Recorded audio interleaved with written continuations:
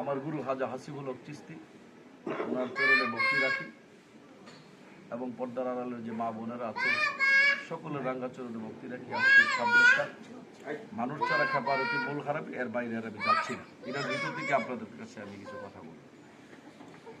দেখেন, সমস্ত দুনিয়াটা আল্লাহ পাক সৃষ্টি করলেন সূরা সাজদার 4 নম্বরে। আমার কথা কি আমরা বুঝতে সমস্যা হয়? আদম আলাইহিস সালাম দুনিয়ার জগতে আসে নাই। আদম আলাইহিস সালামকে দুনিয়ার জগতে তৈরি করার আল্লাহ কামনা বাসনা করে নাই। এর আগেই সমস্ত দুনিয়াটা আল্লাহ সৃষ্টি করেছে।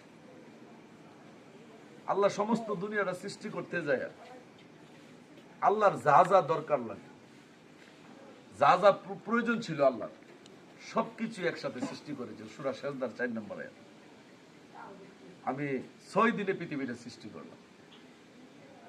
ওই সময় কিন্তু আদম আলাইহিস সালাম সৃষ্টি হয়নি, তৈরি হয়নি। 6 দিনে পৃথিবীটা সৃষ্টি করে সমস্ত সৃষ্টি জগৎটাকে একসাথে করে, জীব আত্মা সব একসাথে করে সেদিন আল্লাহ পাক সমস্ত সৃষ্টিটার সামনে উদয় হইলেন। উদয় কথা বলতে তা প্রকাশিত হইল। সেদিন বলেছিলেন, আলাস্তু বিরাব্বিকুম, আমি কি তোমাদের রব নয় কি? প্রশ্নবোধক। যদি বলতো আমি তোমার রব, তাহলে তো কইলেন, কইছে আমি তোমাদের রব নয় কি, অর্থাৎ আপনারা উত্তর দিতেন যে তিনি রব। বুঝতে পেরেছেন কথাটা? এটা প্রশ্নবোধক। আল্লাহ পাক বললেন আমি তোমাদের রব নই কি? সমস্ত সৃষ্টি সেদিন আল্লাহকে উদ্দেশ্য করে বলেছিল ইল্লা রাব্বি কালু বালা, তুমি একমাত্র আমাদের রব, তুমি ছাড়া আর কেউ নাই। তখন আল্লাহ চিন্তা করলেন, সমস্ত সৃষ্টি একসাথে করে যখন আমি জিজ্ঞাসা করেছিলাম আমি কি তোমাদের রব নই কি, সমস্ত সৃষ্টি আমাকে স্বীকার করে নিল এক বাক্যে, তো সবাই তো এখানে ভালো, কিন্তু খারাপ বলতো তার কেউ নাই। সব তো ভালো, এখানে কি খারাপ আছে? সবাই তো স্বীকার করে নিল। তো আল্লাহ ভাবলেন, তোমরা যে আমাকে স্বীকার করলে একটা দলিল দাও। সূরা বাকারার 121 নম্বর আয়াত খুলে দেখেন। সাধু আসেন, সূরা বাকারার 121 নম্বর আয়াত খুলে দেখেন। এই মানুষ, তোমরা যদি সত্যবাদী দাবি করো, সত্যবাদী হতে চাও, দলিল পেশ করো। দলিল ব্যতি রেখে সত্যবাদীর কোনো গ্র্যান্টেড হবে। ওই সমস্ত সৃষ্টির আল্লাহ বলেছিলেন তোমরা যে আমাকে স্বীকার করলে, প্রমাণ দাও, প্রমাণ। আমরা মানব আকার ধারণ করি নাই, ও জীবের মধ্যে থেকে আল্লাহকে বলেছিলাম আল্লাহ কি প্রমাণ চাও? আল্লাহ বলেছিল তোমরা আমাকে সেজদা করো। সূরা রাদের 15 নম্বর আয়াত। আসমান জমিনে যা কিছু আছে, ইচ্ছাই অনিচ্ছাই, সেদিন আল্লাহ পাকের সেজদা করো। আমি আজকে ওয়াজ করবো না, সাধুসঙ্গ তো সাধুসঙ্গই। আমি চেষ্টা করতেছি যাতে কথাগুলি আপনার থেকে আমি বুঝে সংশোধন হইতে পারি। আমি বলি যদি ভুল থাকে আপনারা ধরলেন, আমি আবার সংশোধন হইলাম। আমার ওই দিকেও দৃষ্টি আছে। সমস্ত সৃষ্টি আল্লাহকে সেজদা করলো। আল্লাহ চিন্তা করলো শুধু সেজদার বিনিময় দিয়া যদি আমি সবকিছু আরম্ভ করি হবে না, তোমরা আরো কিছু এটার সাথে করো। সমস্ত সৃষ্টি বলেছিলেন আল্লাহ তোমাকে সেজদা করলাম, আর কি চাও? আল্লাহ বলেছিলেন সূরা ইমরানের 83 নম্বর আয়াত, তোমরা আমাকে অনুগত করো। আসমান জমিনে যা কিছু আছে, ইচ্ছাই অনিচ্ছাই, সেদিন আল্লাহকে অনুগত করেছিল। অনুগত কি? কান্নাকাটি করা, সুবহানাল্লাহ সুবহানাল্লাহ, আলহামদুলিল্লাহ আলহামদুলিল্লাহ, এইভাবে আল্লাহর নামে জিকির করে আমরা অনুগত করেছি। কয়টা হইল? সেজদা আর অনুগত। কয়টা হয়েছে? 2টা। আল্লাহকে 2টা সাক্ষী দিয়া কেস হয়, 3টা লাগে। কারণ 2টা দিলে একটা যদি মরে থাকে তো আরেকটা ধর গ্যারান্টেড নাই। 2টা দিয়ে কি হয়? আমরা দলিল লেখা মেরে 2 সাক্ষী হয় না, কেসের মধ্যে 2টা দিয়ে হয় না। 2টার ভিতরে যে কোনো একটা মরে যেতে পারে, তো আরেকটা এমনি বাদ জায়গা। আল্লাহ বললো তোমরা আমাকে সেজদা করো, মেনে নিলাম, অনুগত করো, মেনে নিলাম, তোমরা আরেকটা করো। কি করবো? আমার নামে তসবিহ পাঠ করো। সূরা হাদীদের 1 নম্বর আয়াত খুলে দেখে। আসমান জমিন পাহাড় দরিয়া যা আছে, ইচ্ছায় অনিচ্ছায় সেদিন আল্লাহর নামে ওয়াজিফা করেছিল। কয়টা করছিলেন আপনার? কয়টা হইল? 3টে। তখন আল্লাহ চিন্তা করলেন কি ব্যাপার, যা কই তা হইতো করি। এখানে আমার প্রেম যে তাদের কাছে দেখাইলাম, তারাও তো আমার ফিরে প্রেম দেখাইল। আমার আর সৃষ্টির মধ্যে প্রেমটা যে আমি পরীক্ষা করার দরকার। আমি বললাম সেজদা করো, সবাই সেজদা করলো। আমি বললাম অনুগত করো, সবাই অনুগত করলো। আমি বললাম তোমরা আমার নামে ওয়াজিফা করো, সব আমার নামে ওয়াজিফা করলো। তো আমি তো এখন দুনিয়া বানাইতে গিয়ে ব্যস্ত বানাইছি, দুজুগও বানাইছি। তো যেইভাবে তারা আমাকে সেজদা করছে, যেভাবে আমার অনুগত্য করছে সবারই তোমার ব্যস্ততা লাগবে, দুজক তো হালি হয়ে যায়। বুঝলেন না আমার কথাটা? আপনি অন্যায় করলেন, আপনার অন্যায় সাজা হইত। আমরা তো জীব জগতে ছিলাম, আমরা তো কিছুই করি নাই, আল্লাহ যেভাবে বলেছে সেভাবে। তখন আল্লাহ বলল, স্রষ্টা যদি সৃষ্টির সামনে উদয় হয়, ডরে বইও তো বলবো এটা আল্লাহ। আল্লাহকে আমার এইগুলি দরকার না, আমি একটু লুকায়া দিই। কারণ আমি স্রষ্টা যদি উদয় হয়, কেউ আমাকে অস্বীকার, সবাই আমাকে সেজদা, তো আমি একটু এই প্রকাশিত থেকে একটু লুকাই। তখন আল্লাহ পাক চিন্তা করলেন, আমি যদি সেজদার বিনিময় ব্যস্ত দিয়ে দিই, তো সবাই আমাকে সেজদা করে, সবাই ব্যস্তি হয়ে যায়, দুজক প্রশ্নবিদ্ধ হয় না? আর যদি আমি কিছু মানুষ দুজকে দেই, কিছু মানুষ যদি ব্যস্তের মধ্যে দেই, তা আমি আল্লাহর মধ্যে সাম্প্রদায়িকতা ধরা পড়ে। তো আল্লাহ এটা ইচ্ছা করে কিছু মানুষ দুজকে দিল, কিছু মানুষ ব্যস্ত দিল। কারণ আমি তো সূরা বাকারার 56 নম্বর আয়াত খুলে দেখো, সূরা নহলের 111 নম্বর আয়াত খুলে দেখো, আমি আল্লাহ কারোর প্রতি জুলুম করি না, আমি ন্যায় বিচার প্রতিষ্ঠা করব। তো আল্লাহ যদি কিছু মানুষ দুজকে দেয় আর কিছু মানুষ ব্যস্ত দেয়, আল্লাহ ন্যায় বিচার কি আর থাকে? তখন আল্লাহ চিন্তা করলো, আমি তাদেরকে স্বাধীন করে দিব। তখন আল্লাহ দেখলো, স্বাধীন করে দিলে সব মানুষ পাপের মধ্যে ডুবে যায়। সূরা নূরের 14 নম্বর আয়াত, তোমরা দুনিয়াতে যে সমস্ত কাজে লিপ্ত আছো, আমি আল্লাহ যদি তোমাদেরকে দয়া ক্ষমা না করি, তোমরা সবাই পাপী হয়ে যাবে। কি কষ্ট লাগলো? যদি সেজদার বিনিময় সবাইকে ব্যস্ত দিতে, সবারই তো দল লাগে, সবাই তো সেজদা করলো। আপনি আমার কথা বুঝেন তো? ওজিফার বিনিময় যদি ব্যস্তটা দেয়, সবারই ব্যস্ত দল লাগে। আর যদি আল্লাহ সব মানুষে ব্যস্ত দিয়ে দেয়, দুজক খালি হয়ে যায়, সব যদি দুজকে দেয়, ব্যস্ত খালি হয়ে যায়। আবার যদি আল্লাহ অর্ধেক মানুষ দুজকে দেয় আর অর্ধেক মানুষ ব্যস্ত দেয়, দুজকে ঠিক হবে আল্লাহ আমাদের প্রতি জুলুম করছে, আল্লাহ নেই বিচার নাই, কি ফেসলা করা লাগলো? তখন আল্লাহ চিন্তা করলেন, না, আমি এইভাবে বন্দার আর স্রষ্টার প্রেম আমি এইভাবে পরীক্ষা করব না, আমি একটা পদ্ধতি অবলম্বন করি। পদ্ধতিটা হলো কি? সূরা হিজরের 29 নম্বর আয়াত খুলে দেখো, ফেরেশতাদের সাথে আল্লাহ পরামর্শ করলেন। আমি জমিনের 30 নম্বর আয়াত, সূরা বাকারার 30 নম্বর আয়াত খুলে দেখেন, আমি জমিনের খলিফা নিযুক্ত করব। খলিফা বানান নাই, আদম বানান নাই, পরামর্শ সভা, খলিফা নিযুক্ত করব। সূরা বাকারার 30। ফেরেশতারা বলল, আল্লাহ কেন বানাবেন? আমরা কি আপনাকে সেজদা করি না? ওই যে আমরা কি আপনার অনুগত্য করি না? আপনি বললেন ওজিফা করতে, আমরা তো ওজিফা করতেছি। আপনি বললেন সেজদা করতে, আমরা তো সেজদা করতেছি। তারপরে কেন আপনি আদম তৈয়ার করলেন? দেখেন আল্লাহ কত সূক্ষ্ম মহাদর্শী। আল্লাহ যদি এখানে বলেন, না তোমাদের সেজদা ভালো হয় নাই, আদমের সেজদাটা ভালো হবে, তাও তো আল্লাহর মত পার্থক্য হয়ে যায়। ফেরেশতারা কইবে বলে আদমরে বেশি ভালোবাসে, আমরা ভালোবাসে না। আল্লাহ এত সূক্ষ্ম মহাদর্শী, সেদিন ফেরেশতাদের সাথে উত্তর করেছিলেন, আমি যাহা জানি তোমরা তাহা তিনি প্রকাশ করলেন।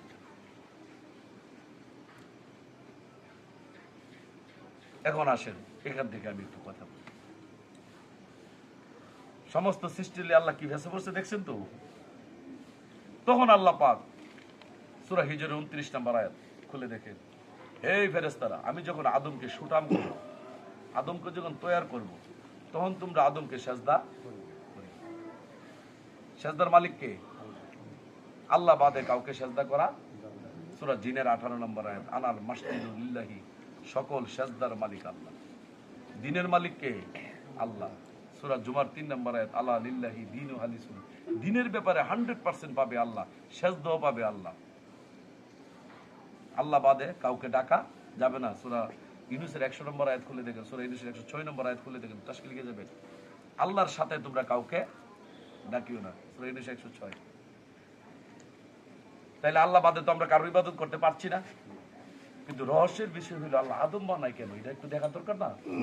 তখন সূরা হিজরের 29 নম্বর আয়াত আল্লাহ পাক বলে দিলেন, আমি যখন আদম তৈয়ার করব, তখন তোমরা আদমের নিম্মিতে সেজদা করিও। যখন আমি নিজে আল্লাহ নিজের রূহ ফুৎকার করবে, তখন তোমরা সেজদা করিও। সেজদার মালিক কেডা?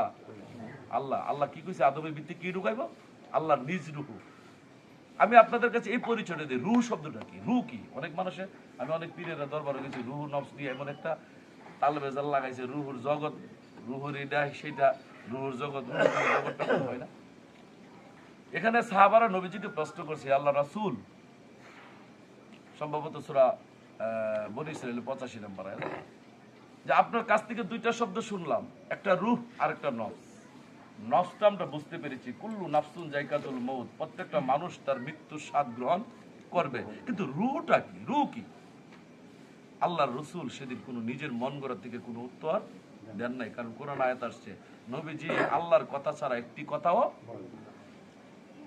আয়াত আসলো বলে দাও তোমাকে যারা রূহ সম্বন্ধে জিজ্ঞাসিত করে বলে দাও রূহ প্রভুর সত্তা। রূহ কার সত্তা? প্রভুর সত্তা। আমার কথাটা ছিল কি, তা যখন আদম তৈরি করিব তখন আদমের ভিতরে যখন আমি নিজ রূহ ফুৎকার করব তখন তোমরা সেজদা করিও। তো রূহটা কি? প্রভু আল্লাহ, প্রভু সত্তা। যেমন এটা উদাহরণ দিলে বোঝা যায়, আমার মন পড়ে আছে পাটুরিয়া ফেরিঘাট, তাহলে আমি কি আমার মনের থেকে আলাদা? না, মন আমার থেকে আলাদা। আমি যেথায় মন সেথায়। আল্লাহ বলেছেন আমি আদমের ভিতরে যখন আমার রূহ ফুঁকে দিব তখন তোমরা সেজদা করিও। তাইলে রূহ ছাড়া সেজদা করা সম্ভব না, কারণ সেজদার মালিক আল্লাহ। এখন আল্লাহর কাছে যদি আমরা জিজ্ঞাসা করি সবাই, আল্লাহ আদমের চেহারাটা কার? তুমি কেন এই চেহারাটা আদমের এই জায়গায় ফিটিং করলা? আল্লাহ পাক কি উত্তর করে জানেন? আজকে কিন্তু আমি ভাঙ্গে ভাঙ্গে কথা বলার চেষ্টা করছি, একটু গভীরে যাই, সাধু সুখটা আমাদের ভালো লাগছে। আল্লাহ সেজদার মালিক, তুমি তুমি কোরআনে বলে দিয়েছো আমি আল্লাহকে ছাড়া কাউকে সেজদা করা যাবে না। সূরা আনামের 82 নম্বর আয়াত খুলে দেখেন, শিরক দ্বারা তোমার কর্মফল নিষ্ফল করিও না, তোমার কর্মফল নিষ্ফল হয়ে যাবে যদি শিরক করো। তো আল্লাহ বাদ দিয়ে কাউকে সেজদা দিলে শিরক। সূরা ইয়াসিনের 65 নম্বর আয়াত, এখানে আল্লাহ বলে যে শিরক দ্বারা তোমার ঈমানকে কুলুষিত করো না, তোমার ঈমান নষ্ট হয়ে যাবে যদি শিরক করো। তাহলে কত কঠিন। সূরা লুকমানের 13 নম্বর আয়াত খুলে দেখেন, শিরক সবচেয়ে বড় জুলুম। সূরা নিসার 48 নম্বর আয়াতে বলছে শিরকের গুনাহ আমি আল্লাহ ক্ষমা। তাহলে আমরা যেন শিরকে না যাই, তাই তো সাধু কথাটা। সেজদার মালিক আল্লাহ, আর শিরকের ব্যাপারে এত সতর্ক দিয়া আল্লাহ কি করে বলেন আদমের নিমিত্তে সেজদা করো? সেজদা তো বড়, আল্লাহ বলে দিল সেজদা করলে তোমার ঈমান নষ্ট হয়ে যাবে। সূরা জুমার 65 নম্বর আয়াত, সেজদা করলে তোমার কর্মফল নষ্ট হয়ে যাবে, দুনিয়াতে যে কর্ম করেছে কর্ম বাদ পড়ে যাবে। আল্লাহ বলে দিলেন শিরক সবচেয়ে বড় জুলুম, এবং বলে দিলে শিরকের গুনাহ আমি ক্ষমা করি না। তুমি কোরআনে বলে দিয়েছো সেজদার মালিক তুমি, তুমি কি করে বলো আদমেরকে আমি সেজদা করব? কি আপনারা বুঝেন না কথাটা? তাইলে আল্লাহ কি এক মুখে দুই কথা কয় নাকি? তাহলে আদমের সেজদাটার একটা রহস্য দেখি, রহস্যটা। সেজদার মালিক তো আদম না, আল্লাহ পাক আমাদেরকে জানিয়ে দিলেন সূরা ইনফিতরের 8 নম্বর আয়াত, সূরা 3-এর 4 নম্বর আয়াত, ফি আইয়ু সুরতিহিম মা শারাকাল, আমি আদমকে তৈরি করেছি আমি আল্লাহর নিজ চেহারা। তাহলে সেজদার মালিক যদি আল্লাহ হয় আর আদমের চেহারাটা যদি আদমের না হইয়া আল্লাহর না হইয়া যদি আদমের হয়, তাহলে কিন্তু সেজদা দিলে শিরক হয়। আল্লাহ কই না আমি এখানের মধ্যে আদমের চেহারা ফিটিং করব না, আমি আমার নিজ চেহারাটা এখানে ফিটিং করব, কারণ আমার চেহারাটা যদি আদমের চেহারার মধ্যে ফিটিং না করি তাইলে সেজদা দিলে শিরক হইয়া। তাহলে ভিতরে পাইলেন কি? আল্লাহ। চেহারাটা পাইলেন কার? আল্লাহ। বাহ, কটা হইছে? আর এখানে পাইলেন কয়টা? আদমের কাছে ভিতরে কে? আল্লাহ। চেহারাটা কার? আল্লাহ। পাইলেন কয়টা?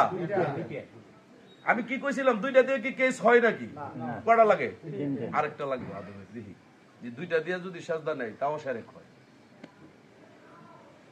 চেহারাটা যদি আদমের চেহারাটা যদি আল্লাহর হয়, আদমের ভিতরে যদি আল্লাহ থাকে, বডিটা কার?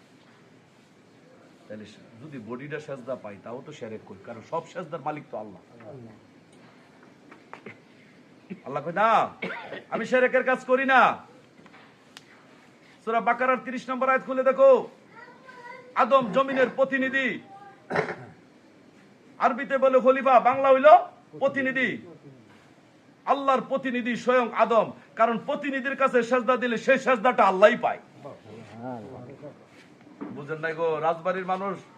এই মুরব্বী আমার কাছে 500 টাকা পাবে, এই টাকাটা যদি অন্য মানুষের কাছে দেয় আসতেও পারে, ওনার ছেলেরে পাইলাম, সংসারের মুরব্বী হয়েছে, কারণ সংসারের মালিক কেডা? ছেলে। ছেলের কাছে টাকাটা দিলে উনি পাইতে পারে। সমস্ত দুনিয়ার স্রষ্টা হইল আল্লাহ, আর সমস্ত দুনিয়ার মালিক আল্লাহর, আল্লাহর প্রতিনিধি হইল স্বয়ং আদম। আদমকে সাজদা দিলে সেই সাজদা বিফলে যাইতে পারে না, এটা স্বয়ং আল্লাহই পায়। তাহলে কয়টা হইল? এখন আর সাজদা মিস হইতে পারে? কেস মামলা সাক্ষী কটা লাগে? 3টা সাক্ষী থাকলে কেস করে দিন বাদ যাইতে পারে না। এখন আসে, সকল ফেরেশতারা সাজদা করিল, করল না কেডা? ইবলিশ। আয়াত খুলে দেখেন, সূরা হিজরের 29, 30, 31 খুলে দেখেন, কত সুন্দর করে আল্লাহ বললেন, আমি যখন আদমকে সুটাম করব তখন তোমরা সাজদা করিও। সকলেই সাজদা করিল, ইবলিশ করলো না। আল্লাহ জিজ্ঞাসা করলেন, হে ইবলিশ, আমি যে আদমকে নিজের হাত দ্বারা তৈরি করলাম, তোরে কে নিষেধ করলো সাজদা না দেওয়ার? কই মৌলভী সাহেব, আপনি যেভাবে মানুষের কাছে বর্ণনা করতেন, ইবলিশ তো এভাবে বর্ণনা করে না। আপনি মৌলভী সাহেব বলেন কেন এই সমস্ত কথা, যে আদমকে সাজদা করছিল ইবলিশ? ফেরেশতারা সেদিন সম্মানের জন্য সাজদা করেছিল। কোন সম্মানের জন্য তো সাজদা না, সাজদার মালিক তো আল্লাহ। এখানে তো সম্মানের বিষয়টা, একজন লোক কি সম্মান আইলে কি তার সাজদা দেওয়া যাবে? সেটা সেদিন ফেরেশতাদের জন্য সাজদা ছিল, এইগুলো ডিলেট করে ফেরেশতাদের জন্য সাজদা। ফেরেশতাদের জন্য সাজদা ছিল না, ইবলিশ তো আর ফেরেশতা না। ইবলিশ কিসের তৈরি? আগুনের তৈরি। ইবলিশ সাজদা না দিয়ে কাফের হবে কেন যদি ফেরেশতাদের জন্য সাজদাটা হয়? আরে বাবা, অন্যায় করছেন আপনি, আমার গলার ভিতরে দড়ি কেন? সেদিন ফেরেশতার জন্য সাজদা ছিল না, সাজদাটা সকলের জন্যই ছিল। আপনারা রাজবাড়ির মানসিকতা আমার একটা কঠিন করে বললে পারেন, যে এগুলি বুঝি টুঝি না। আদম তৈরির সময়, আদমকে তৈরি করে সেদিন কোন মানুষ সাজদা দিছিল কিনা এই দলিল,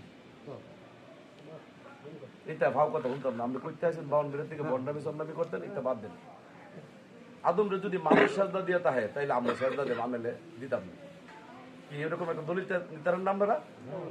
আমার ইউটিউবের মধ্যে ভুলে দেখেন, কোন ইতিহাস বলা আমার পক্ষে সম্ভব না। এমনি বিয়া শাদীর অনুষ্ঠান বাড়ির মধ্যে যদি কোনো অন্য কোনো কথাবার্তা হয়, ইদিনা বানায় বোনায় এক দুই কথা বাড়ায় কমায়া, কোন যা মামুর বাড়ির বেড়াইতাম গেছিলাম, তাল গাছটা অত বড়, ইডি কইতাম। কিন্তু দিনের ব্যাপারে একটি কথা বাড়ায় বলা। যেদিন আদম আলাইহিস সালামকে বানায় বেহেশতের মধ্যে রাখলেন, সেদিন মা হাওয়া কোথায় ছিলেন? মৌলভী সাহেবরা জিজ্ঞাসা, আপনারা পাড়ার মৌলভী সাহেবরা দেখেন কি অবস্থা। আদম আলাইহিস সালামকে বানানোর সময় মা হাওয়ারও তো বানাইছিলেন। কেউ বাবা আপনি ঘর বান্ধব ছেলের বিয়া করেন নাকি? ঘর ছাড়া কি আগে ঘর তৈরি করেন তারপরে বিয়া? সেদিন মা হাওয়াও ওই জান্নাতের ভিতরে যখন সেজদা করে, ওই মিটিং এর মধ্যে মা হাওয়াও ছিল। আয়াতের মধ্যে কি আসলো? সকলেই সেজদা করলো ইল্লা ইবলিশ ব্যতিরেকে। ইবলিশ করলো না, সকলেই করলো। এখানে যদি মা হাওয়া সেজদা না করতো, তাই তো মা হাওয়ার নামটা আসতো, কারণ মিটিং তো সবাই ছিল। শুধু একলা ইবলিশ করে আসলো কেন? সেদিন মা হাওয়াও ছিল, সেদিন ফেরেশতারাও ছিল, সেদিন ইবলিশও ছিল। আদম হয়েছিল সেজদা নয়নকারী, আল্লাহ হয়েছিল হুকুমকারী। সেদিন আল্লাহ পাক বলেছিল ওয়াসজুদু লি আদমা, আদমের নিম্মিতে সেজদা দাও। ফেরেশতারা সেদিন বিশ্বাস করেছিল আদমের চেহারাটা আল্লাহর চেহারা, আদমের ভিতরে আছে আল্লাহ, আদমের হাত আল্লাহর হাত, আদম জমিনের প্রতিনিধি। এটি জাইন্না শুননা ফেরেশতারা যখন বিশ্বাস করলো, তখন আল্লাহ বলল প্রমাণ দাও। তখন ফেরেশতারা আদমকে কিবলা করে সেজদা করেছিল। অন যদি মা হাওয়া আদমের হাত আল্লাহর হাত বিশ্বাস না করে সেজদা না দেয়, সেদিন মা হাওয়া তো কাফের হয়ে যায়।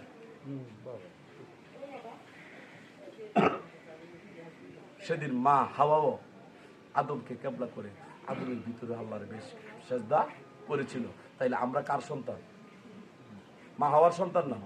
তো আমরা যদি আদম সন্তান হই, মা হাওয়া যদি আমরা মা হই, তো মা হাওয়া যদি রসুলের হাত আল্লাহর হাত বিশ্বাস করে সেজদা দিতে, তো আমরা সন্তানরাও আমরাও দিব আজকে 1450 বছর পরে গুরুর হাত, গুরুর চেহারা। আপনারা তো আবার আমার মারবেন গো। আদম থেকে গুরু আইলো বুঝতে পার? আদম কো আর গুরু কো? আদমের আপনি গুরুর কথা বলেন কি এমন একটা কথা কইতে না ভাই, কয়া কয়া মাইলেন। আমার আগে মারার দরকার নাই, ভিতরে একলা আইছেন।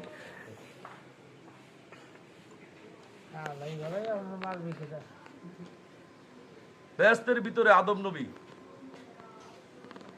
সাজদাটুকু লইলেন, আজকে সব ভাঙে দিই। আদম আলাইহিস সালামকে যে ফেরেশতারা সাজদা করলো, ওই সময় তো কিছুই সৃষ্টি হয় নাই সাধু, আর তো আদম নাই। ফেরেশতারা তো যে আদমকে এইভাবে সাজদা করতে হয়, সাজদাটা শিখলো কই থেকে? সেদিন তো সাজদা হুকুম করলো আল্লাহ, সাজদা করো। আদম রে বললো সাজদা লো, ফেরেশতারা সাজদা দেও। কয়টা পার্টি এখানে? সাজদা লনাকারী একটা, হুকুমকারী একজন, সাজদা দেনাকারী। তো আল্লাহ হুকুম করছে, আদম নবী সাজদা নিছে, ফেরেশতারা সাজদা সে এলো বেড়া। হ্যাঁ,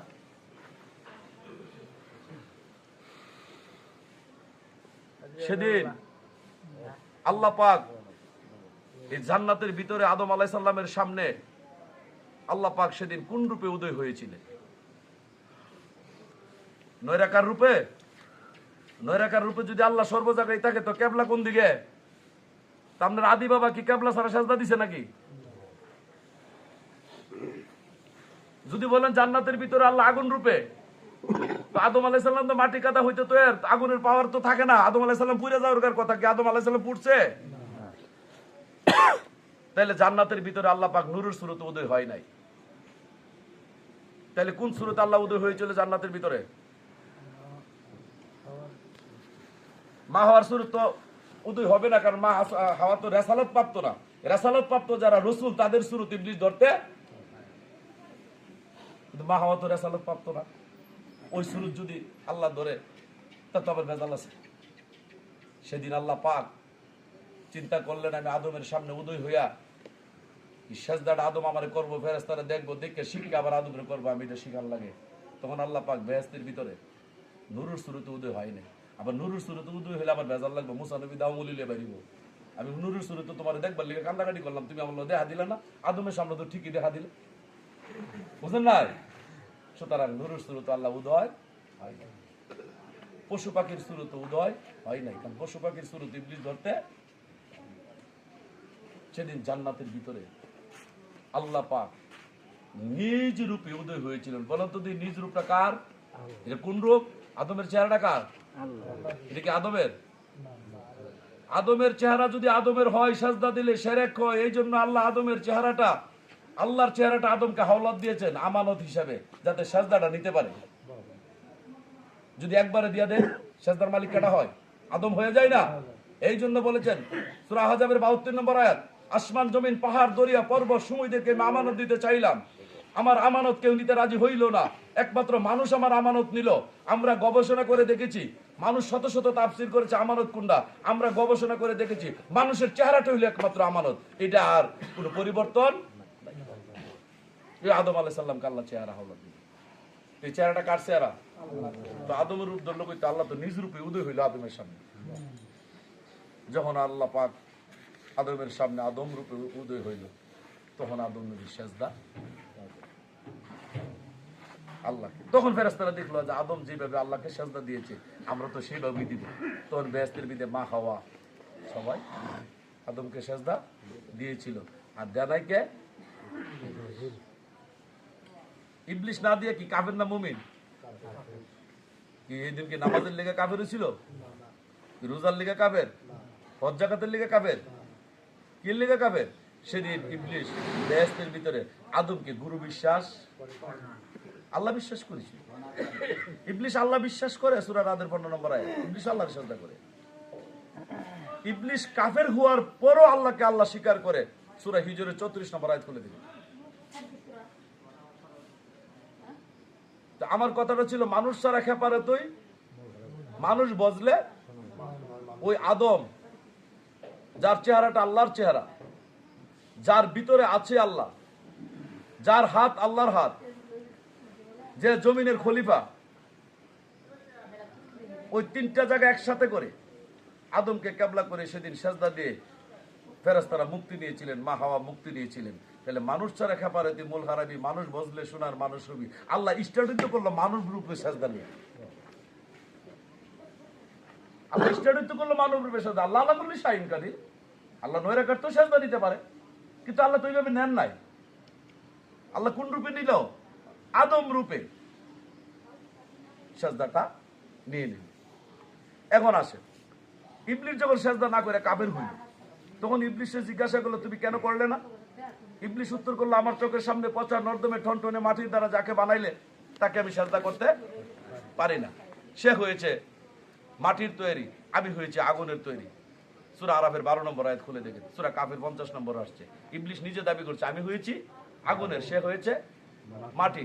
আল্লাহ পাক ইবলিসকে নান্নত করে দিলেন, যাও তুমি কাফের, যাও তুমি এখন জান্নাত থেকে নেমে যাও। তখন ইবলিসে কইল যে ঠিক আছে, আমাকে কিয়ামত দিবস পর্যন্ত বাচ্চা থাকার সুযোগ দেন। আল্লাহ বললো যাও তোমাকে সুযোগ দিলাম। তো কিয়ামত দিবস পর্যন্ত বাচ্চা তার সুযোগ যখন পাইছে, তাই তো একটা রান লোন লাগে, ক্ষমতা পাইলে একটা কিছু করে না। তখন ইবলিস আল্লাহ ওয়াদা করলো, সূরা হিজরের 40, 39, 40, 41 খুলে দেখেন, হে আল্লাহ তুমি আমাকে যেই কারণে কাফের বানাইলে, কোন কারণে গো কাফের হয়েছে ইবলিস? কোন সেজদা? মোল্লারা মসজিদে যেভাবে দেবনে এই সেজদা, নিরাকারের সেজদা না, তাজিমে না, ডাইরেক্ট সেজদা। আল্লাহ পরিচয় দিয়েছে না, আল্লাহ বললো না আমি তার ভিতরে গেছি গা। তো ভিতরে যখন আল্লাহ থেকে পরিচয় দিয়ে সেজদা না, এটা কোনোদিন তাজিম হইতে পারে ডাইরেক্ট ডাইরেক্ট। এই হোমিওপ্যাথি করে না, অ্যান্টিবায়োটিক করে। আল্লাহর সাথে হোমিওপ্যাথি চলে না।